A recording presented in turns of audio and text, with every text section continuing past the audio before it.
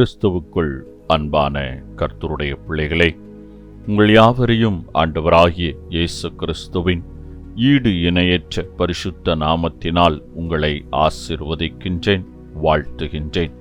கர்த்தர் தாமே இந்த நாளில் நீங்கள் எதிர்பார்க்கிற நன்மைகள் யாவையும் பரத்திலிருந்து உங்களுக்கு அருளிச் செய்து நீங்கள் இம்மையில் சுகித்திருக்கவும் மறுமையில் நிலை வாழ்வை சுதந்திரித்துக் கொள்ள அனுக்கிரகம் செய்வாராக. தினம் ஒரு மிஷனரி என்கின்ற தலைப்பில் இந்த நாளிலே நாம் பார்க்க இருக்க மிஷனருடைய பெயர் லாட்டிமர்.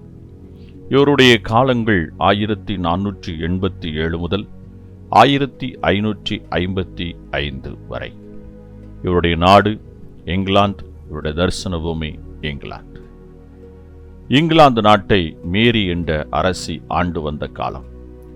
சீர்திருத்தத்தை விரும்பி விசுவாசத்தை பற்றி கொண்ட மக்கள் அனைவரும் மிக கொடூரமான முறையில் தண்டிக்கப்பட்டனர். பலர் இரத்த சாட்சிகளாக தங்கள் உடலை தீயில் கருக கொடுத்தனர். தூய்மையான வாழ்க்கை நடத்திய ஆண்களும் பெண்களும் சிறுவர்களும் சிறுமிகளும் வேறுபாடின்றி சிறையில் அடைக்கப்பட்டு சித்திரவதை செய்யப்பட்டனர். மேரி அரசி பட்டத்திற்கு வந்ததும் முதன்மையாக துன்புறுத்தப்பட்டவர்கள் நிக்லஸ் ரிட்லி என்பவரும் லாட்டிமரும் என்பவர்களுமே. லாட்டிமர் சிறந்த கல்வியறிவு படைத்தவர். தெய்வ பயத்திலும் நல்லொழுக்கத்திலும் சிறந்து விளங்கியவர்.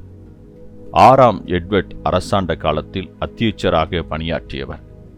இவர் 26 வயது வரை அதிக வைராக்கியம் நிறைந்த ரோமன் கத்தோலிக்கராக காணப்பட்டார். கேம்பிரிட்ஜ் சர்வ கலாசாலையில் சிலுவை சுமந்து செல்லும் வேலையை செய்தார். கத்தோலிக்க மதத்தினர் சிலைகளை தூக்கி கொண்டு செல்லும் போது இவரோ அவைகளை எல்லாவற்றிற்கும் மேலாக மற்றவர்கள் பார்க்கத்தக்கதாக சிலுவையை சுமந்து செல்வார்.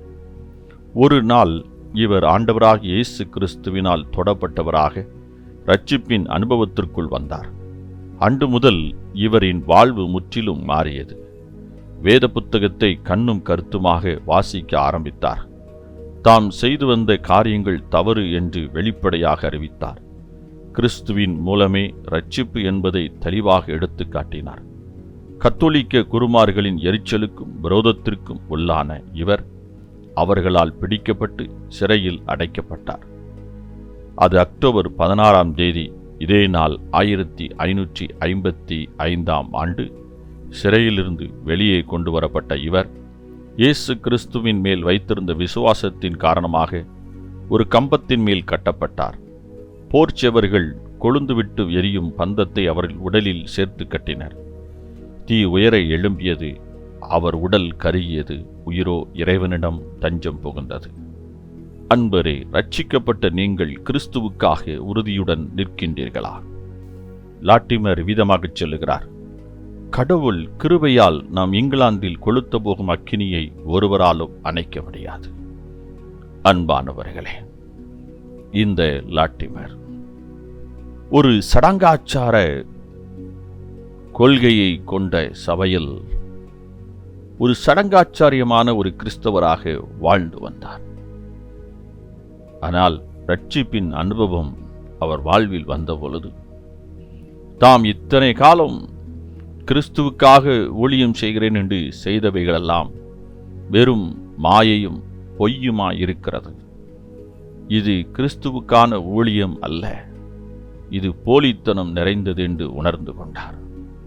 வேதத்தை வாசிக்க வாசிக்க அவருடைய கண்கள் திறக்கப்பட்டது. அவர் தெளிவாக கிறிஸ்துவின் அடிச்சுவடுகளை கண்டுகொண்டு அதில் நடக்க ஆரம்பித்தார். தான் மட்டும் அதில் நடந்தால் போதாது, மற்றவர்களும் இந்த தெளிவை பெற வேண்டும் என்று சொல்லி தான் செய்தவைகளெல்லாம் கிறிஸ்துவுக்கு உகந்தவைகள் அல்ல, ஆகவே நீங்களும் இவைகளை செய்யாதிருங்கள் என்று சொல்லி உரக்கச் சொன்னார். அரசாங்கம் அவர் மீது கோபம் கொண்டு அவரை சிறைப்பிடிக்கிறது. சிறையிலிருந்து வெளியே கொண்டு வந்து அவரை தீயினால் எரித்துக் கொள்ளுகின்றனர். இறுதி வரை கிறிஸ்துவுக்காக உண்மையாக அவர் இருந்தார். அன்பானவர்களே, இன்றும் அநேக திருச்சபைகள், பாரம்பரிய திருச்சபைகளில் செய்யப்படுகிற அநேக காரியங்கள் போலித்தனமும் பொய்யுமாக நிறைந்திருக்கிறது. நாம் நினைக்கிறோம் சில நேரங்களிலே திருச்சபைகளிலே நாம் செய்கின்ற வேலைகளெல்லாம் கர்த்தர் கனப்படுத்துகிறார், அங்கீகரிக்கிறார் என்று. இல்லை பிரியமானவர்களே, கிறிஸ்துவுக்காக வாழ்வதுதான், கிறிஸ்துவை பிரதிபலிப்பதுதான், கிறிஸ்துவ அண்டையிலே அநேகரை செவ்வையாக உண்மையாக வழி நடத்துவதை தான் கிறிஸ்து நம்மிடத்தில் எதிர்பார்க்கிறார். போலித்தனமாக பொய்யாக ஜனங்களை வஞ்சிப்பதை அல்ல. கிறிஸ்துவின் சபை என்று சொல்லி சபைகளில் உள்ள வேலைகளிலே பணிகளிலே நம்மை ஈடுபடுத்திக் கொள்வதனால் மாத்திரம் நான் கிறிஸ்துவுக்காக ஊழியம் செய்கிறேன் என்று நாம் நினைத்து விடக்கூடாது. கிறிஸ்துவின் வார்த்தைகள், கிறிஸ்துவின் சிந்தை, கிறிஸ்துவின் திருச்சித்தங்களை நாம் வெளிப்படுத்துகிறவர்களாகவும் நிறைவேற்றுவர்களாகவும் காணப்பட வேண்டும். இவை எப்பொழுது நமக்கு கிடைக்கும்? நாம் வேதத்தை தியானிக்கின்ற பொழுது, வேத வசனங்களை ஆழ்ந்து சிந்திக்கின்ற பொழுது இவைகளெல்லாம் நாம் விளங்கிக் கொள்ள முடியும்.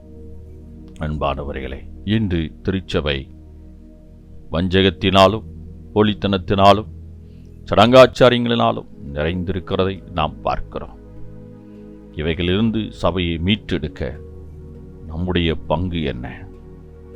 கர்த்தர் நம்மை பார்த்து கேட்கின்றார். நாம் சபையை மீட்டெடுத்து கிறிஸ்துவுக்காக வழி நடத்துவோம். கர்த்தர் தாமே உங்களை ஆசீர்வதிப்பாராக. ஆமேன். இந்த நாளின் தியானத்துக்குரிய வேத பகுதி 2 நாளாகவும் 7ஆம் அதிகாரம், எசேக்கியேல் 42ஆம் அதிகாரம், யோவான் 8ஆம் அதிகாரம். இந்த வேத பகுதியில் வாசித்து கர்த்தருடைய ஆசீர்வாதத்தை பெற்றுக் கொள்ளுங்கள். கர்த்தர் தாமே உங்களை ஆசீர்வதிப்பாராக. ஆமேன்.